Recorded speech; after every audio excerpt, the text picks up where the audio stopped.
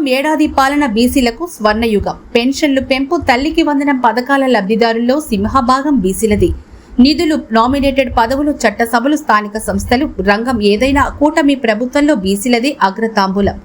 బీసీలపై దాడులు చేయాలంటే వణుకు పుట్టేలా బీసీ రక్షణ చట్టం విధి విధానాలను రూపుదిద్దుతోంది కూటమి ప్రభుత్వం. 2025-26 రాష్ట్ర బడ్జెట్లో 47,457 కోట్ల రూపాయలను బీసీల అభివృద్ధికి కేటాయించింది కూటమి ప్రభుత్వం. శాసనసభ స్పీకర్ చింతకాయల అయ్యన్న పాత్రుడు, కేంద్ర మంత్రి కింజరపు రామ్మోహన్ నాయుడు, పార్టీ అధ్యక్షులు పల్లా శ్రీనివాసరావు, రాష్ట్ర కేబినెట్లోని 8 మంది మంత్రులు, 38 మంది శాసనసభ్యులు బీసీలే. 2014-19 టీడీపీ ప్రభుత్వ హయాంలో 3,700 కోట్ల రూపాయలను బీసీ కార్పొరేషన్ల కోసం తెలుగుదేశం పార్టీ ప్రభుత్వం ఖర్చు చేసింది. నేటి కూటమి పాలనలో పెద్ద ఎత్తున నిధులు కేటాయించింది.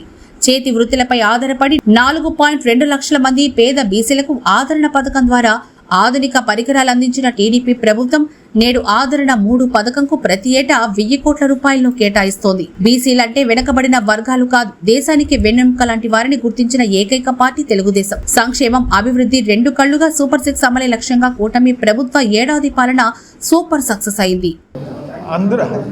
అందరూ కూడా లంచ్ చేయాలి. గౌరవ ముఖ్యమంత్రి వర్యులు శ్రీ నారా చంద్రబాబు నాయుడు గారి నేతృత్వంలో మన కూటమి ప్రభుత్వం ఏర్పడి 1 ఏడాది కాలం గడిచింది.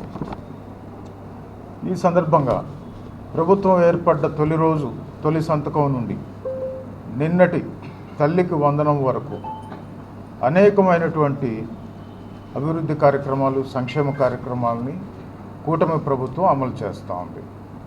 ఇవన్నీ జరిగే పనులేనా అని చెప్పి హేళన చేసినటువంటి వారికి ధీటుగా తన అభివృద్ధి పనులతోనూ అమలవుతున్నటువంటి సంక్షేమంతోనూ సమాధానం చెప్పారు గౌరవ ముఖ్యమంత్రి చంద్రబాబు నాయుడు గారు. అంతేకాకుండా మరీ ముఖ్యంగా మనం చూసినట్టయితే ఈ ప్రభుత్వం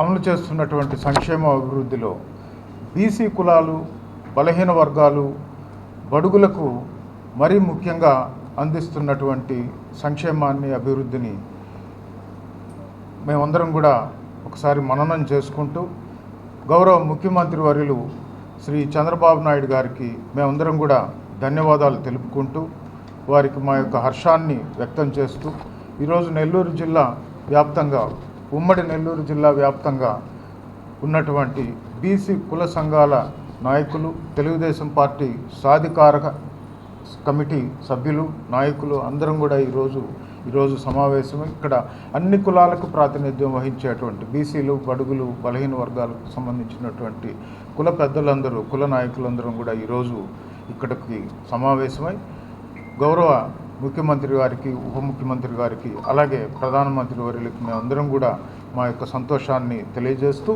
వారు అమలు చేస్తున్నటువంటి కొన్ని ముఖ్యమైనటువంటి కార్యక్రమాలని మేము మననం చేసుకుంటూ మీ ద్వారా ఈరోజు ప్రజలకు కూడా తెలియజేస్తున్నాం. మీరు చూసినట్టయితే గత ప్రభుత్వం పడిపోయే నాటికి సుమారు 30,000 కోట్ల రూపాయలను అప్పుగా బకాయిలు పెట్టి ఆ ప్రభుత్వం నిష్క్రమించింది. ఇంతటి లోటును కూడా పూరించుకుంటూ వారికి ఉండేటువంటి అనుభవం, ఆయనకు ఉండేటువంటి విజన్తో ఆయన ఇచ్చినటువంటి ప్రతి హామీని బాబు గ్యారంటీ, షూరిటీతో నుండి మనం తీసుకుంటే సూపర్ 6 పథకం అమలవుతున్న తీరు మనం గమనిస్తే ఇందులో ప్రధానంగా సామాజిక పెన్షన్లు కానివ్వండి, అట్లనే తల్లికి వందనం కానివ్వండి, ఈ స్కీముల్లో ప్రధానంగా లబ్ధి పొందుతున్నటువంటిది బీసీ కులాలు, బలహీన వర్గాలకు సంబంధించినటువంటి ప్రజానీకమైన బీసీలకు తెలుగుదేశం ప్రభుత్వంలో, కూటమి ప్రభుత్వంలో స్వర్ణయుగంగా కనిపిస్తూ ఉంది. ప్రధానంగా మనం చూసినట్టయితే ఈరోజు బీసీలకు గత ప్రభుత్వంలో 26 మంది బీసీలను హత్య గావించబడ్డారు. 750 మంది బీసీలను అక్రమ కేసుల్లో, తప్పుడు కేసుల్లో పెట్టి జైళ్లకు పంపించున్నారు. సుమారు 2,500 మందికి పైగా బీసీలపై దాడులు చేశారు. సో ఇవన్నిటినీ దృష్టిలో పెట్టుకొని బీసీలకు రక్షణగా ఉండే విధంగా ఒక రక్షణ చట్టాన్ని ఈరోజు అమలు చేస్తూ ఉంది మన కూటమి ప్రభుత్వం. అంతేకాకుండా బీసీల అభివృద్ధికి సంక్షేమం కోసం ఈ యొక్క బడ్జెట్లో, ఈ సంవత్సరం బడ్జెట్లో సుమారు 47,457 కోట్ల రూపాయలను కేటాయింపులు జరిగింది. ఇంత పెద్ద భారీ ఎత్తున నిధుల కేటాయింపు బీసీల భద్రత కోసం గతంలో ఏ ప్రభుత్వం కూడా పెట్టలేదని చెప్పేసి ఈ సందర్భంగా తెలియజేస్తున్నా. ఇదొక రికార్డ్ అని చెప్పి కూడా మీకు తెలియజేస్తున్నా.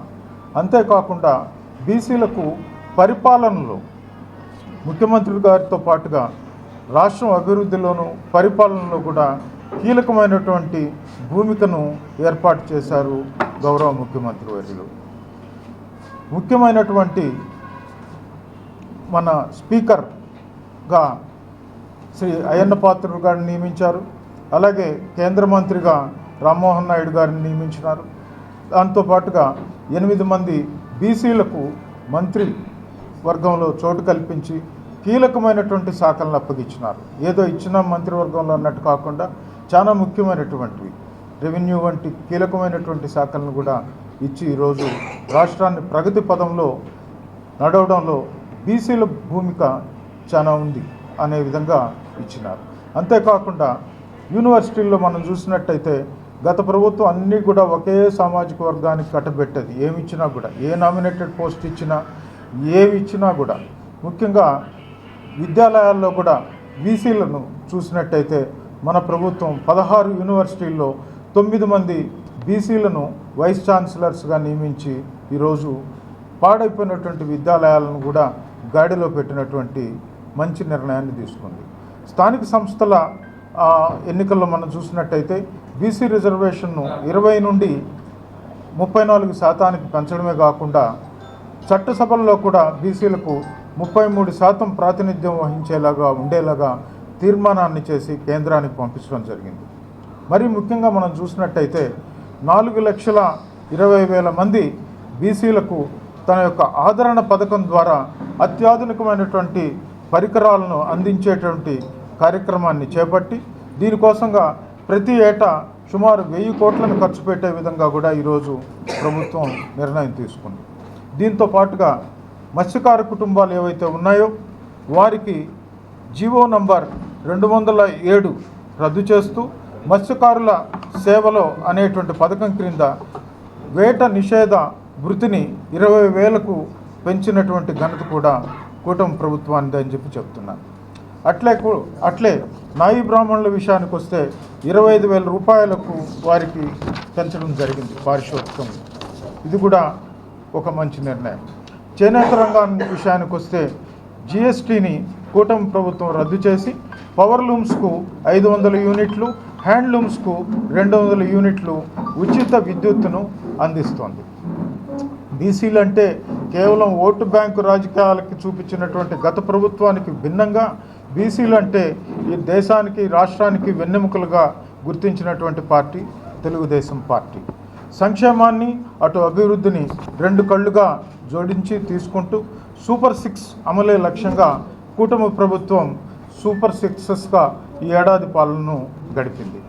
బీసీలు, బడుగులు, బలహీన వర్గాల పెన్నిదిగా చంద్రన్నని ఈరోజు మేము కొనియాడుతూ వారు ఇదే విధంగా తన యొక్క పరిపాలన రాబోయే 4 ఏళ్లలో ఆ పైన రాబోయేటువంటి సంవత్సరాల్లో కూడా బీసీలకు వెన్నుదన్నుగా నిలవాలని చెప్పి మేము కోరుకుంటున్నాం. ఈ ప్రభుత్వం బీసీలకు కూడు, గూడు, నీడ, ఆదరణ, ఉపాధి, విద్య, వైద్యం అందించడంలో ఒక లక్ష్యంగా తీసుకొని ముందుకు పోతూ ఉందని చెప్పి కూడా ఈరోజు మీ ద్వారా తెలియజేస్తున్నాను.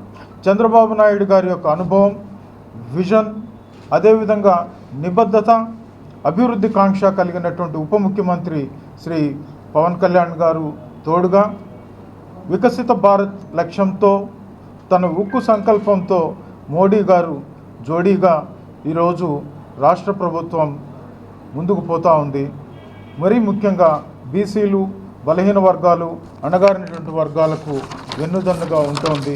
రాష్ట్ర భవిష్యత్తుపై మా అందరికి కూడా కూటమి ప్రభుత్వం తన యొక్క ముద్రను మా బీసీలకు, వెనుకబడిన వర్గాలకు వెన్నుదన్నుగా ఉండి మరింత అభివృద్ధిని మేము చూడబోతున్నామని చెప్పి సందర్భంగా తెలియజేస్తూ వారి ప్రభుత్వానికి మేము మనస్ఫూర్తిగా ధన్యవాదాలను తెలియజేసుకుంటూ సెలవు తీసుకుంటున్నాం. నమస్తే.